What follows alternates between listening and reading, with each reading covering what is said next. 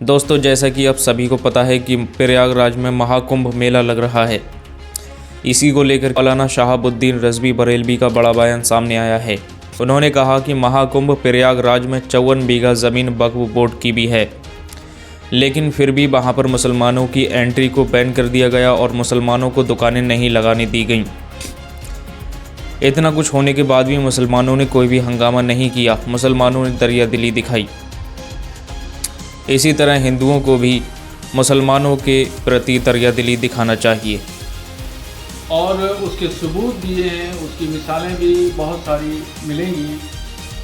और कुंभ के मेले में जिस तरीके से अखाड़ा परिषद, नागा सन्यासियों ने और स्वामी बाबाओं ने मुसलमानों के प्रवेश पर प्रतिबंध लगाया, उस पस मंज़र में अगर देखें तो खुद प्रयागराज के जो मुसलमान हैं उनमें से एक सरताज नाम के हैं, उन्होंने इस बात की जानकारी दी और कहा, एलानिया तौर पर इस बात को कहा कि जो ज़मीन है, जिस ज़मीन पर, ज़मीन के बहुत सारे हिस्से पर जो शामियाने तंबू वगैरह लगाए गए हैं, इंतज़ाम किए गए हैं, मेला लग रहा है, ये वक्फ की ज़मीन है और वहाँ के मुसलमानों की ज़मीन है। मगर दरियादिली देखिए मुसलमानों की कि मुसलमानों ने कुंभ के मेले की तैयारियां, शामियाने और पिंडाल, रोड और सड़कें और खलंजों पर कभी मना नहीं किया कि यहाँ पे मत लगाइए।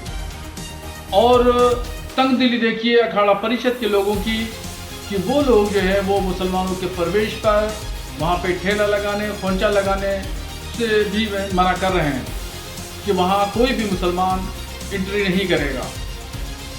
बड़ा दिल दिखाते हुए मुसलमानों ने इस तमाम व्यवस्था को कायम रखने के लिए कोई भी आपत्ति नहीं की और 55 बीघे की ज़मीन पर जो वक्फ ज़मीन है, वो ज़मीन पर कुंभ मेला लग रहा है।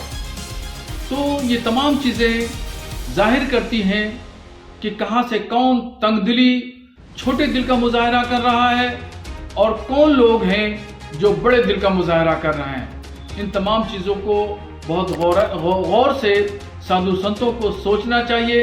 वहाँ के जो जिम्मेदार लोग हैं उन लोगों को इस पर गौर करना चाहिए।